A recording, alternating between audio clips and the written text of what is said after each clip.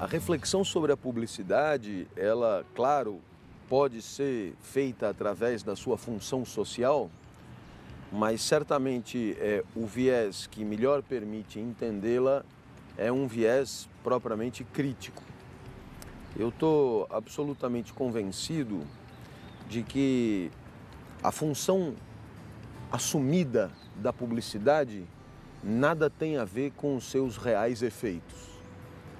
Em outras palavras, quando você pergunta para um publicitário para que serve a publicidade, é muito provável que ele diga coisas como: se não houvesse publicidade, as pessoas não conheceriam os novos produtos e os novos serviços que possam consumir.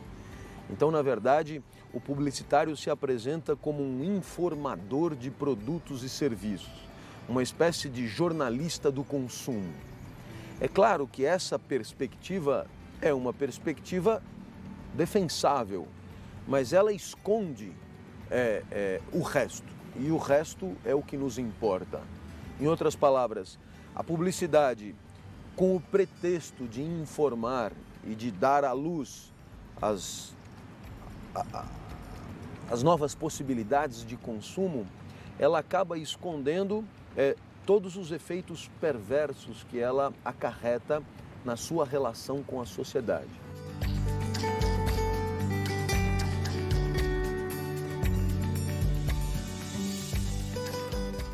A primeira consequência importante que a publicidade tem é que ela participa de um espaço público. Em outras palavras, a publicidade é uma mensagem que, por estar na mídia, ela faz parte de uma certa agenda pública, ou seja, ela faz parte de um conjunto de temas que são discutíveis por qualquer um. Então, o que é o espaço público? Certamente não é um lugar. O espaço público não é um espaço geográfico. O espaço público é a possibilidade de você debater com qualquer um, inclusive com pessoas que você não conheça, sobre temas que supostamente todo mundo tem que conhecer. Então, eu vou pegar um exemplo um pouco datado, mas ele é muito interessante. Se eu chegar para um paulistano e disser: puxa, esse negócio do buraco é realmente impressionante, é muito provável que esse paulistano, mesmo eu não tendo dito de que buraco eu estou falando, e mesmo que o episódio do metrô já tenha mais de ano, ele saiba de que buraco eu estou falando.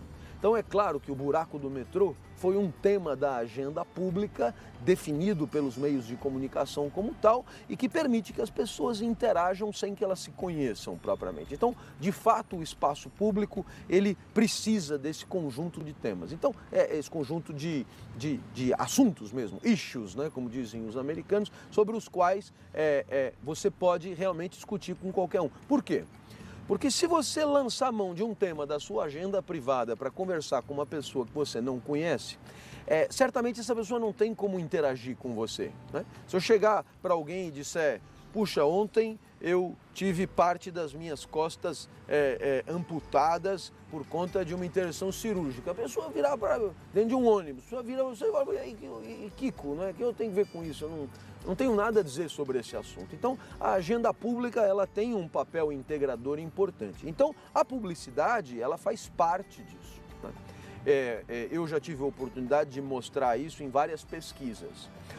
A questão da Brastemp, para dar um exemplo, né, de como a ideia de que a marca Brastemp corresponde a um produto de qualidade é uma ideia que está presente em reflexões que nada tem a ver com eletrodoméstico, né? Uhum. Como, por exemplo, o capital estético de uma mulher, que não é uma Brastemp, quer dizer, é uma mulher esteticamente acanhada, né? Então, mas eu vou pegar o caso da Suquita, do tiozinho do elevador, né? Então, eu pude, através de pesquisa, mostrar o quanto a publicidade da Suquita participava de um certo espaço público, isso é, enquanto o tema proposto pela publicidade da Suquita permitiu que as pessoas discutissem sobre coisas correlatas, abordagens afetivas, a necessidade de um certo equilíbrio estético para que um chaveco seja socialmente autorizado e assim por diante. Então, nesse sentido, as publicidades, elas são discurso, que estão dentro de uma polifonia, dentro de uma verdadeira sinfonia de discursos na sociedade e que de alguma maneira são tomados como de conhecimento óbvio por todos. E isso é muito significativo. Quer dizer, se você pensa na cultura de um lugar, você tem que inicialmente pensar sobre o que as pessoas falam. E é claro que quando você pensa em cultura, você pensa nos pontos de tangência, né? Dos pontos de vista das pessoas. E os temas da mídia são, sem dúvida nenhuma, a grande matéria-prima sobre a qual as pessoas podem discutir com qualquer um. É claro que junto com a publicidade você tem notícias, você tem telenovela, você tem cinema, mas a publicidade participa disso e, portanto, digamos, o cuidado com a mensagem publicitária ele deve ser redobrado, porque a relação da publicidade com a sociedade ela não se limita ao momento que o telespectador está olhando a televisão. Né? Costuma-se achar isso. Né? Qual é o efeito que a publicidade produz na sociedade? Então você coloca alguém para assistir a televisão, ela vê a publicidade e aí ela conta o que ela viu, o que ela sentiu, etc. Não, o efeito da publicidade é certamente muito mais amplo do que esse momento. Por quê? Porque os discursos publicitários eles estão em circulação. De alguma maneira eles saem do controle. Né? Eles são objeto de uma reconstrução, de uma reinterpretação permanente por parte da sociedade. Então eu diria, eis aí a minha primeira conclusão, a relação da publicidade com a sociedade é uma relação complexa, é uma relação sofisticada, difícil de ser cientificamente precisada, né? E, sobretudo, ela extrapola e muito o ato de recepção televisiva, radiofônica, jornalística, etc. Então, eis aí, eu acho, uma primeira observação.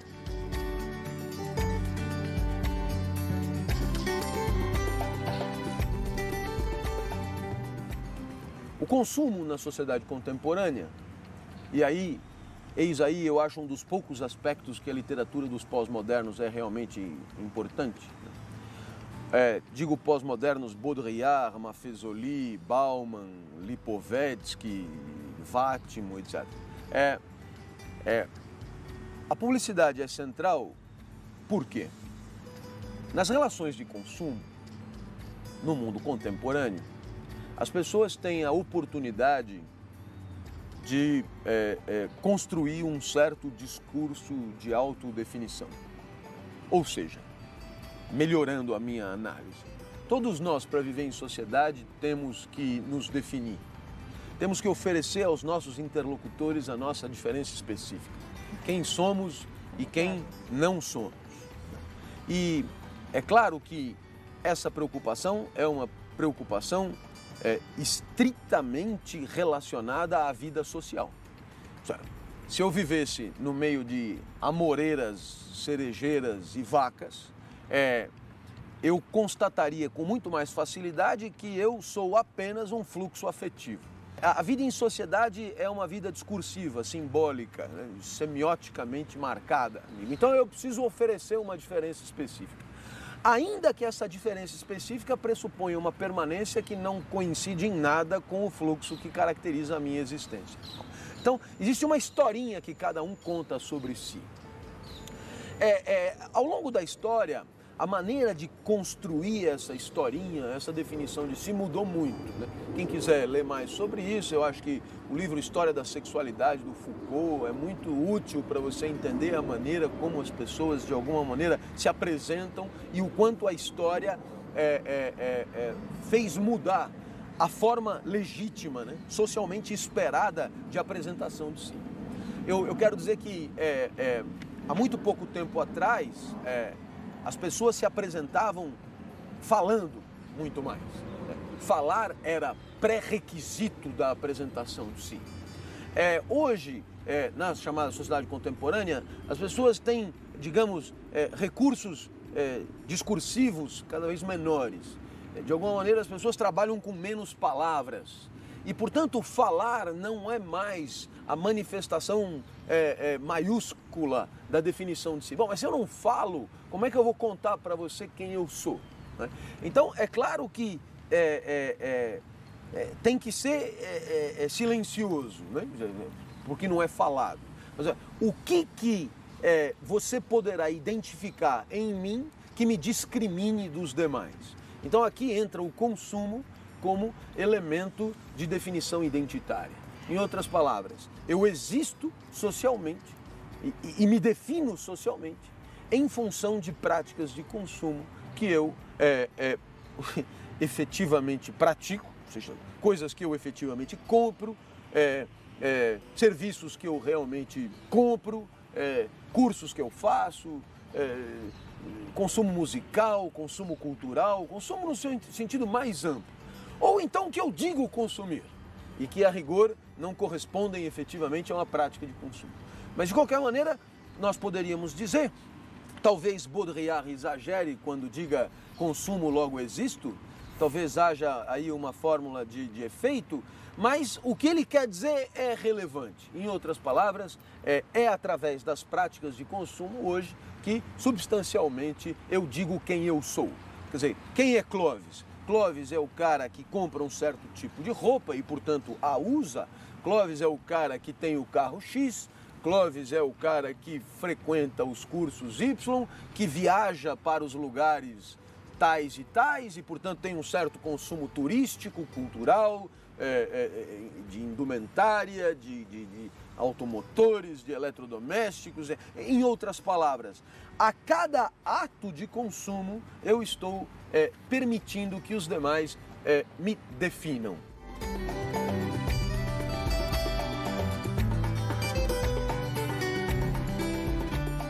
A definição não esgota o problema, porque definir-se em sociedade não é só uma atividade de dicionário. Eu sou Clóvis, nascido em tal dia, etc. E tal. Definir em sociedade pressupõe também classificar, pressupõe também ocupar uma posição, pressupõe também ser superior ou inferior a outros.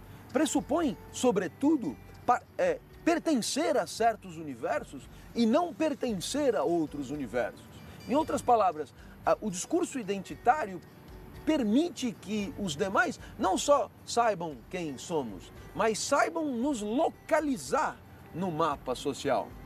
Desta maneira, e aqui, claro, voltamos a falar da publicidade, né?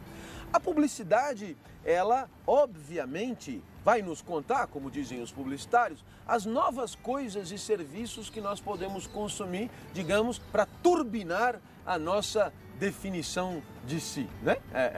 Então, claro, eis aí alguma coisa fácil de perceber. Mas a publicidade não se limita a fazer isso.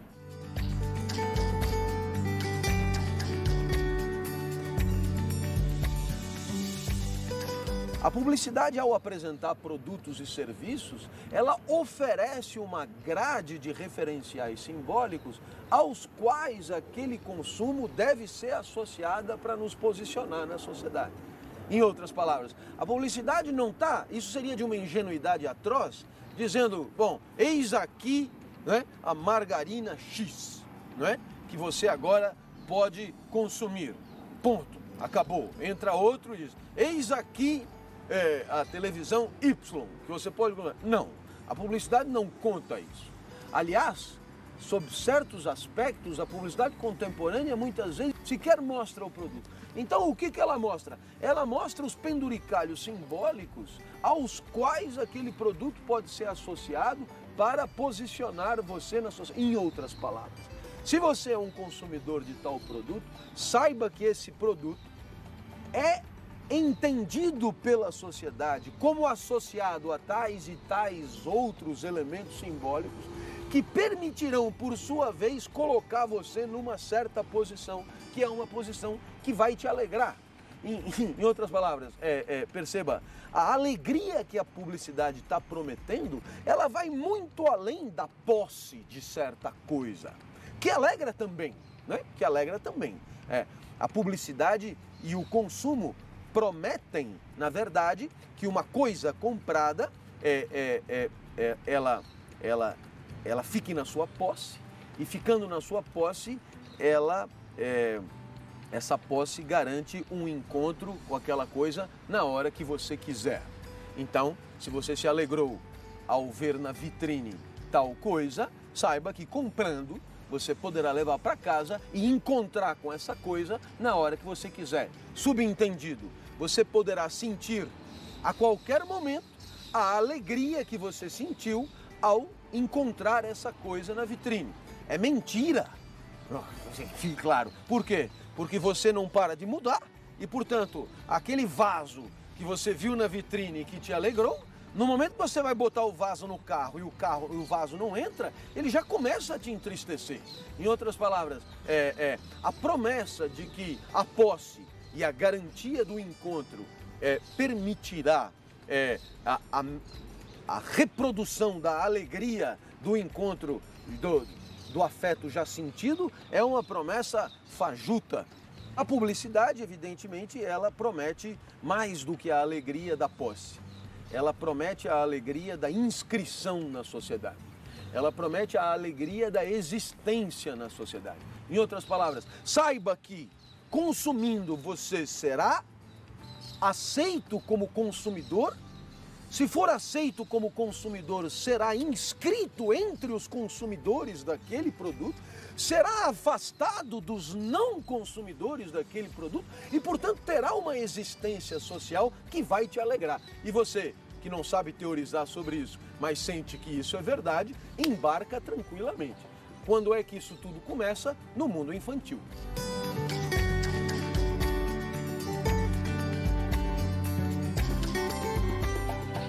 Evidentemente que existe necessidade de identidade na exata medida que existe relação social. E, portanto, é claro que as crianças que constituem universos de relações sociais também não conseguiriam se relacionar se elas não tivessem a possibilidade de discriminar e de identificar cada um dos seus interlocutores. E, portanto, as crianças também contam com estratégias de apresentação de si, estratégias de definição de si. Nos dias de hoje, os espaços de interação infantil são prodigiosamente marcados pela discussão de práticas de consumo. Em outras palavras, o fato da criança dispor de certo artefato, seja ele brinquedo, seja ele material escolar, seja ele roupa, tênis, etc., é, como nunca foi antes, condição de pertencimento a certos espaços, e a não posse desses mesmos artefatos é violentamente determinante de uma segregação e de uma exclusão do grupo pelo sarcasmo, pela zombeta, enfim, por todos os recursos que a criança usa de maneira muito menos hipócrita do que o adulto. Em outras palavras, você tem um grupo de crianças e esse grupo de crianças, ele define, os seus membros definem uma espécie de gatekeeper, um filtro de entrada, uma espécie de passaporte de ingresso no grupo. E esse passaporte de ingresso no grupo, que outrora talvez já tenha sido muito mais uma certa habilidade para jogar queimada, né? Uma certa capacidade de contar piada, um certo talento para jogar bola, né? Para bater figurinha. Hoje, essa condição de pertencimento está como nunca determinada pela posse, né? Por práticas de consumo já feitas, em outras palavras, pela possibilidade de ostentar uma certa lancheira, uma certa mochila, um certo tênis e assim por diante. Pois muito bem, então você dirá, mas qual é a origem disso? E aí é que a sociologia nos ajuda muito, porque não há que buscar no indivíduo ou em algum indivíduo a origem dessa espécie de tirania do consumo. Porque eis aí um fenômeno propriamente social, né? E como todo fenômeno social, tem causas que não são individuais, mas que são propriamente sociais. Então é claro que essa investigação é o exemplo mesmo de uma investigação sociológica. de você identificar por que um determinado grupo de crianças não aceita uma certa criança porque ela não dispõe de um certo tipo de tênis, etc. e tal.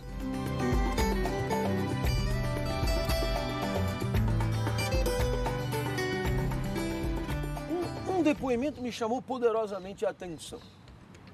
Uma escola de elite e uma criança negra. Uma criança negra que é única na sala da sua etnia.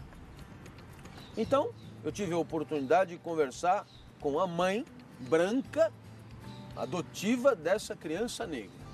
E o depoimento dela é absolutamente significativo, porque embora não sendo uma especialista de nada do que nós estamos tratando, o que ela me disse foi o seguinte: a discriminação da criança é alguma coisa prevista e previsível. Ela salta aos olhos. Muito bem. Mas essa discriminação foi fortemente atenuada quando a criança passou a comprovar uma certa capacidade de consumo. Em outras palavras, você tem a tal lancheira, eu também tenho. Você tem a tal mochila, eu também tenho. Você tem a tal caneta, eu também tenho. Você tem... E me disse a mãe, a criança foi sendo progressivamente aceita e foi vencendo progressivamente as barreiras da discriminação étnica através do quê? Através de uma inscrição pelo consumo. Então, alguém poderia me ouvir e dizer, puxa, eis aí um efeito benéfico da coisa. Não, é uma desgraça compensada com outra desgraça. Bom, isso é um depoimento desse tem uma riqueza extraordinária. Por quê? Porque a mãe que ama a filha, vendo a tristeza da filha que é vítima de uma discriminação, mãe de condições materiais excelentes, resolve então bancar a inserção da filha, consequentemente a redução da sua tristeza e da dela, que ama, quer dizer, o amor aí é só a potência do amante determinada pela potência do amado. Quem ama, ama porque se alegra com a alegria flagrada no amado e se entristece com a tristeza flagrada no amado. Então, numa relação de mãe e filho, eu vou fazer qualquer coisa que eu puder para reduzir a tristeza do filho, porque a tristeza do filho determina a minha imediatamente. Então, o que eu faço? Eu resolvo bancar o pertencimento. E como é que eu banco o pertencimento? Eu banco o pertencimento com consumo. Até, me disse a mãe, superando as expectativas iniciais de consumo e fazendo da filha uma espécie de líder garantida pelo consumo. Poderia se atribuir a ela um talento de liderança nato, de sedução e que conseguiu reverter uma situação de discriminação étnica. Não. Isso foi feito em cima de práticas de consumo socialmente autorizadas. Da onde vem esse autorizamento social? E aí, claro, alguém que é especializado em mídia poderia propor, bem, a mídia participa desse processo de definição do consumo legítimo. Então, o que é o consumo legítimo? É o consumo autorizado e valorizante na sociedade. Em outras palavras, os receptores, as pessoas, a sociedade, etc., também têm certas características culturais que não são provenientes dos meios de comunicação, mas são provenientes de outras instâncias de definição de valores, de definição de opiniões legítimas, etc. E digamos que a mídia, eu insisto nessa palavra, a mídia participa desse processo, mas ela não é elemento único de definição do que é e do que não é legítimo consumir. Isso nos dá uma luz no fim do túnel sobre a questão moral.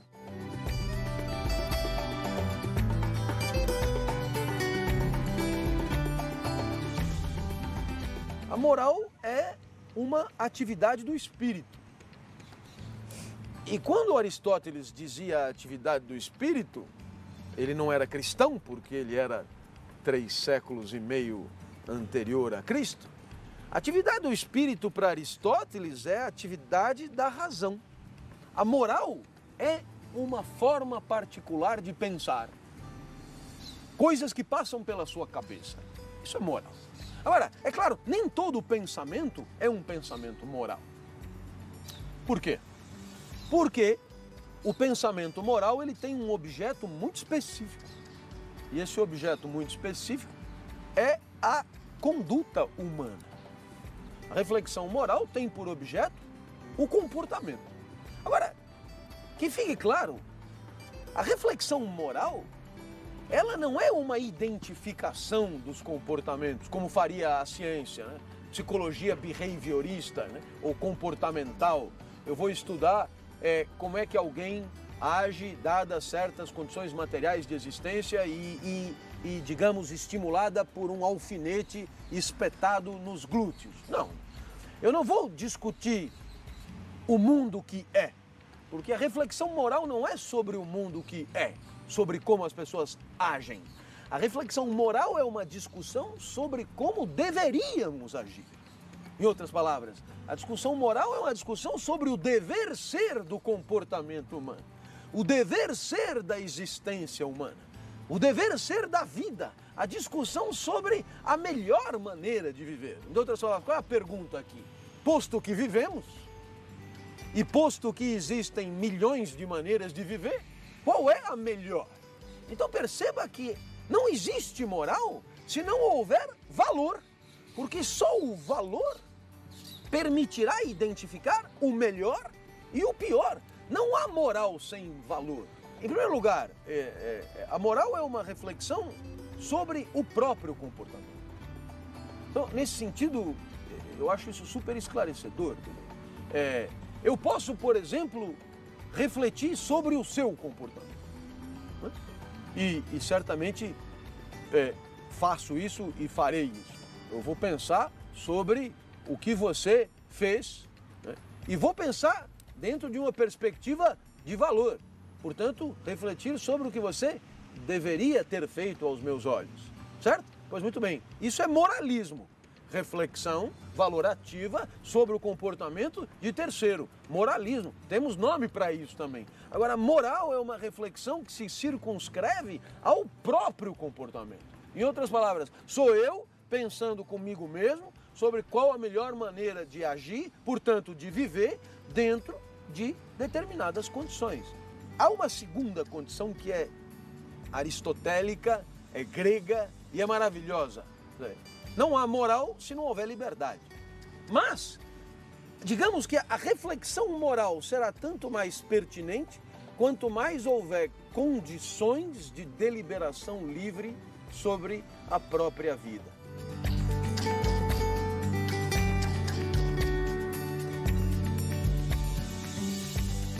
Ora, onde que entra agora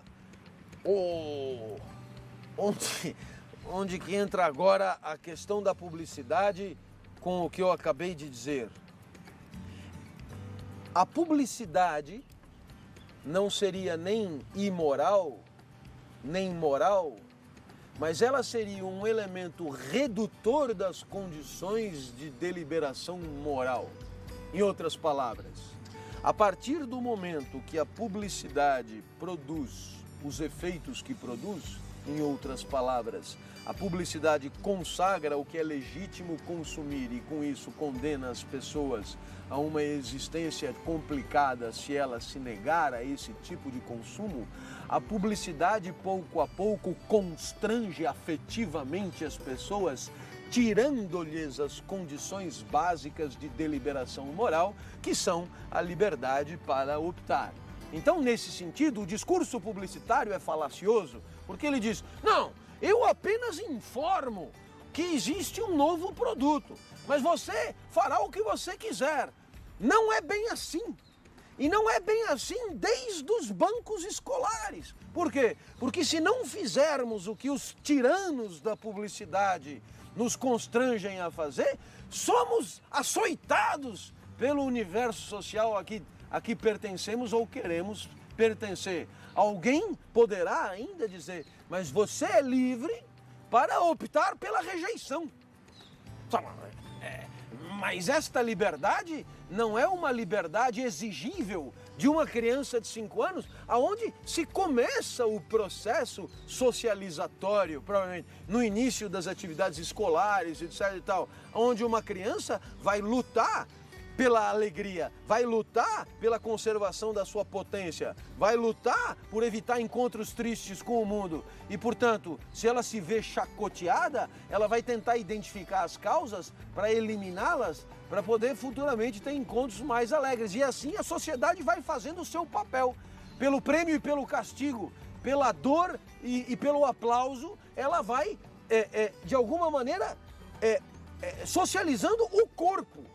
Não se trata só de socializar as ideias, socializa-se o corpo. Por quê? Porque aquela criança ridicularizada diante de um certo consumo, ela passará a ter em relação àquilo que determinou a tristeza, uma relação de tristeza que se estende no tempo, em outras palavras. Vamos tendo o nosso próprio corpo moldado em função de uma tirania socializatória que é profundamente afetiva. E isso vai, de alguma maneira, permitir que ao longo da nossa trajetória nós acreditemos gostar de certas coisas e não gostar de outras, como se fosse uma coisa muito nossa, mas é uma coisa muito nossa enquanto agente vítima de uma certa socialização. Não se trata de dizer, oh, que maravilha esse gramado, essas árvores, etc e tal, mas a alegria que eu sinto aqui é uma alegria socialmente autorizada, é uma alegria aplaudida pela sociedade.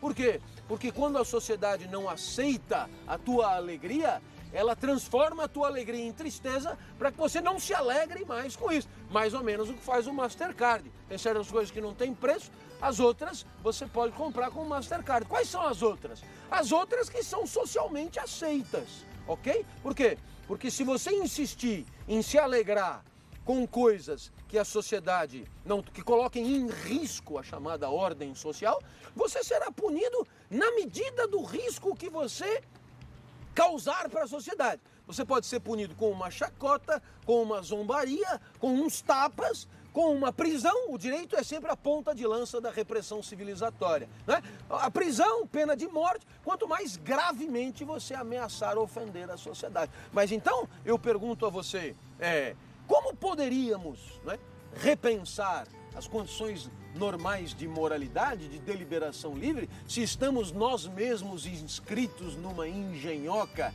de afetos, de luta por pertencimento, por reconhecimentos, etc., da qual, de alguma maneira, somos escravos. Então, eis aqui alguma coisa que merece e merecerá sempre reflexão.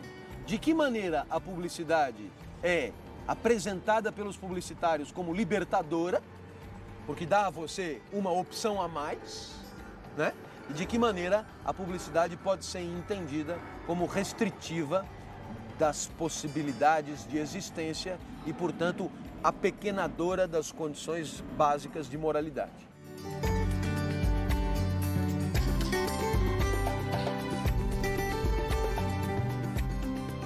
Além da questão moral, que é uma questão,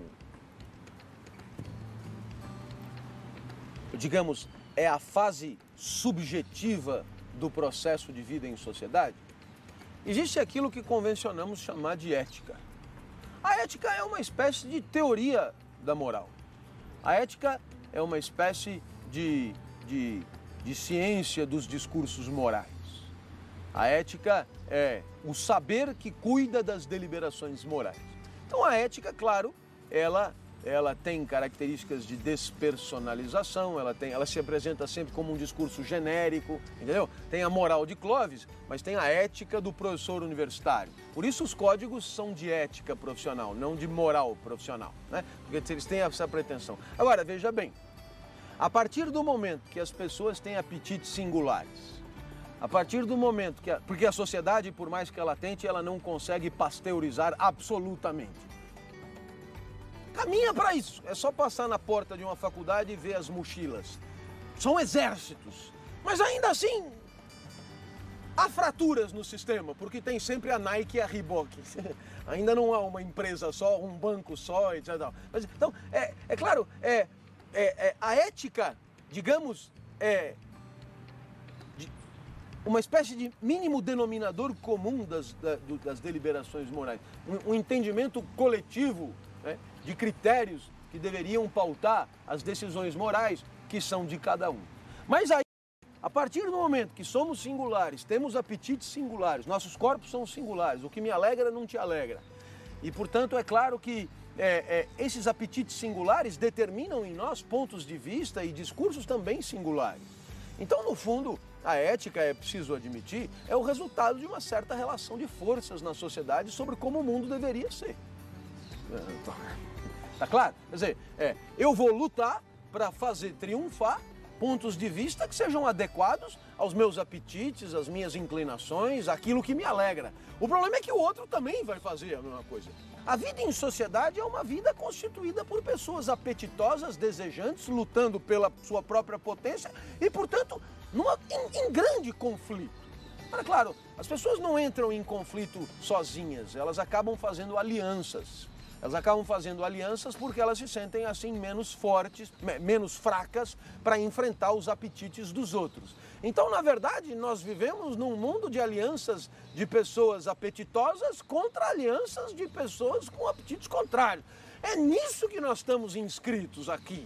Você tem o discurso publicitário ortodoxo, clássico, que é o seguinte, é preciso oferecer e deixar que cada um faça o que bem entender. Pois muito bem, aonde é que você desconstrói esse discurso? A publicidade não é um mero oferecimento, ela não é meramente apresentativa do mundo a consumir, mas ela vai muito, por tudo que eu já disse até aqui, ela extrapola e muito essa perspectiva. Portanto, muito longe de libertar, ela escraviza. Ela escraviza por quê? Porque, de alguma maneira, define como única saída possível, né, uma certa prática consagrada por todos. Em outras palavras, de alguma maneira, a publicidade está inscrita numa lógica de socialização, da qual ela participa e a qual ela fomenta. De fato, o publicitário não faz tudo sozinho e ele sabe que ele não faz tudo sozinho, mas o que ele sabe é que ele participa de uma engenhoca macabra, não é? Que de alguma maneira tem enormes possibilidades de conseguir os seus louros cada vez mais cedo no processo socializatório, né? Então a publicidade infantil, de alguma maneira... Por que nós estamos lutando contra a publicidade para crianças? Porque todo mundo aqui intuiu, né, que os processos socializatórios dos quais a publicidade faz parte têm o seu início aí. E é um início particularmente sensível, por quê? Porque é um início onde fica muito claro o quanto a criança está à mercê dos seus afetos e do mundo que a entristece de alguma maneira. E que ela lutará para evitar a tristeza e a publicidade vai aparecer sempre como a amiga mais próxima para tirá-la da tristeza. A publicidade foi... Viu como o mundo te agrediu? Você não quis acreditar em mim? Agora faz o que eu estou falando que o mundo vai te aplaudir, não é? Então, nesse sentido, existe aí, de fato, uma eficácia nesse processo de docilização infantil dos corpos, né? É disso que se trata, ou seja, alegre-se com o que eu estou te oferecendo, que você vai se dar bem, entendeu? E essa eficácia, evidentemente, faz com que outras possibilidades sejam cada vez mais descartadas como uma evidência, sejam sequer cogitadas. É hegemonia de Gramsci. Hegemonia é exatamente isso. É quando uma ideologia sequer é entendida como uma ideologia entre outras, mas é entendida como uma obviedade. Então é o liberalismo, é a globalização, quer dizer, a americanização do mundo, é o Discovery Kids, não sei o quê. Então há aí um negócio grande que quer dizer, lê lá a ideologia da Marilena, página 1, quer dizer, a ideologia será tanto mais eficaz quanto menos ela for entendida como uma ideologia entre outras e quanto mais ela for entendida como uma explicação indiscutível do mundo. Então, nesse sentido, a publicidade ela não está sozinha, ela participa de uma lógica ideológica e de alguma maneira muito convincente, de tal maneira que toda tentativa de denúncia de tudo isso como uma possibilidade de mundo que não queremos, mas queremos um outro mundo, seja sequer entendida. Como assim um outro mundo? O único mundo que pode ser é esse aí.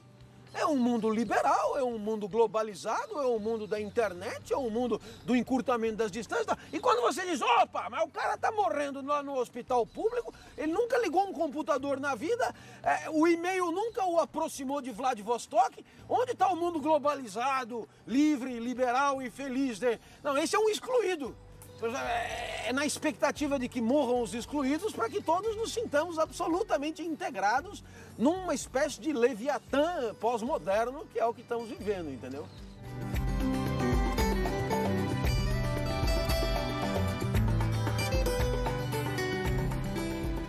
O sistema, ele tem mecanismos de flexibilidade para poder se conservar ou até se reforçar.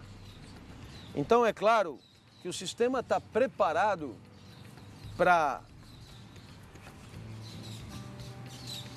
se corrigir, para se adaptar, e eu diria mais até, para incorporar os desafetos, né? Isso é uma coisa. Niklas Luhmann, né? Quando é que o sistema é bom? É quando alguém quer agredir o sistema tem mecanismos para cooptá-lo, né? Então, o sistema, ele tem digamos, um certo limite, que até aqui ele vai sem colocar em risco. Então, por exemplo, trabalho infantil. Se a gente acabar com o trabalho infantil, pelo menos enquanto discurso, o sistema se mantém? Se mantém. Então tá. Então, essa é uma concessão que nós podemos fazer. Mas a publicidade é uma concessão que nós não podemos fazer. Proponha o fim da publicidade para pessoas com mais de 50 anos, para você ver como o sistema absorve. E por quê? Porque pessoas com mais de 50 anos já estão absolutamente aculturadas para fazer o que elas têm que fazer.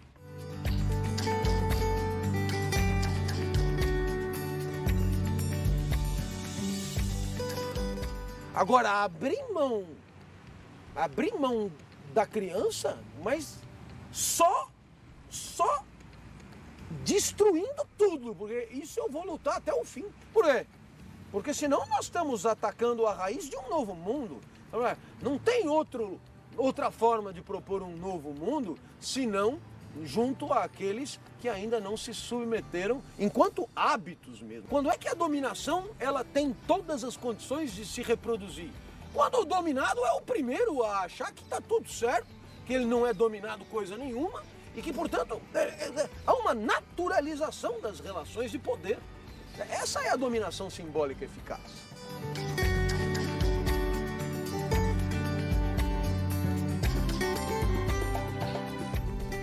A civilização vai, através de processos pedagógicos mesmo, escola, família, etc., vai de alguma maneira premiando certas manifestações de energia e punindo outras.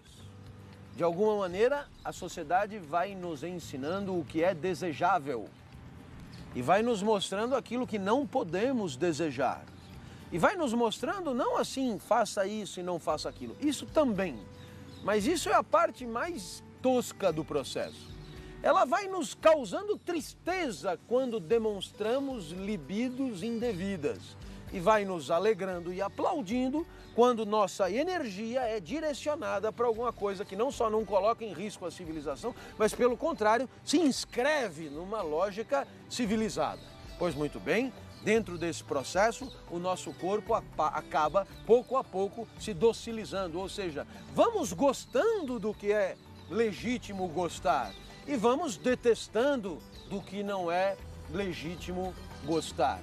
É claro que esses processos civilizatórios, eles não são uniformes. A civilização é constituída por N universos e esses processos que sempre acontecem são diferentes. Dependendo, e aí cada quer recortar em campo, em classe social, como quiser. Então é claro que consumir pagode, comer churrasco no quintal domingo à tarde é um tipo de prática que é autorizada e aplaudida em certos universos e considerada absolutamente ilegítima em outros universos. Então perceba, mesmo dentro de uma sociedade, você tem fraturas e você tem processos diferentes de civilização, etc. Mas o fato é que, mesmo que uma coisa seja bonita aqui e feia lá, o que não morre é que não há civilização se não houver canalização da libido, se não houver orientação da nossa energia para certos troféus que devemos perseguir, que devemos conseguir, né? E a sociedade nos aplaudirá se nós formos atrás desses troféus e conseguirmos esses troféus. Então, na verdade, todo o processo civilizatório infantil é muito objeto do interesse da civilização como um todo. Agora, o que acontece?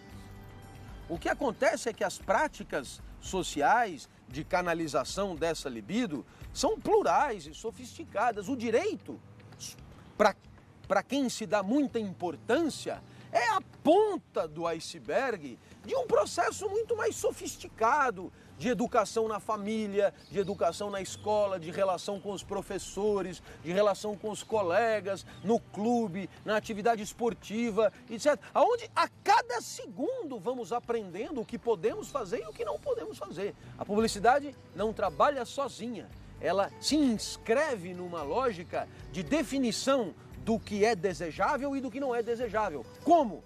Só mostrando o produto e o serviço? Não, mas é mostrando o que consumir quer dizer na sociedade. Isso é o que eu queria. O que consumir quer dizer? Não é só que você tem aquela coisa, isso é o que menos importa. Mas é que consumindo aquela coisa, não só você ganha coisa, mas você ganha amigos, você ganha conversas, você ganha admiração dos outros, você se inscreve, você se posiciona e assim por diante. Então, a publicidade te informa, segundo a segundo, quais são os benefícios decorrentes daquela prática que você não poderia saber se não fosse ela. Veja só, se você consumir tal produto, ele é Prime. E já mostra o cara engumexado e de gravata e tal. Ó, o que te espera se você... Não é só o Prime, é o Prime Life, o Prime tudo, né? As pessoas vão te tratar melhor, o porteiro vai abrir a porta do seu carro, a mulher que vai estar do seu lado. E o que é pior é que tem a ver. Porque se fosse uma idiotice, todo mundo ia dizer, pô, isso não tem nada a ver, não acontece nada disso. Mas não, é que de uma certa maneira coincide com o mundo, cara. Isso é que eu queria deixar claro também. É que você tendo a porra do Prime, de fato o porteiro abre a porta do seu carro, de fato, né? De fato as coisas rolam desse jeito. Então, o que acontece? A publicidade tem a ver com o mundo. E, portanto, ela inscrita numa lógica aparentemente coerente, ela goza de grande legitimidade.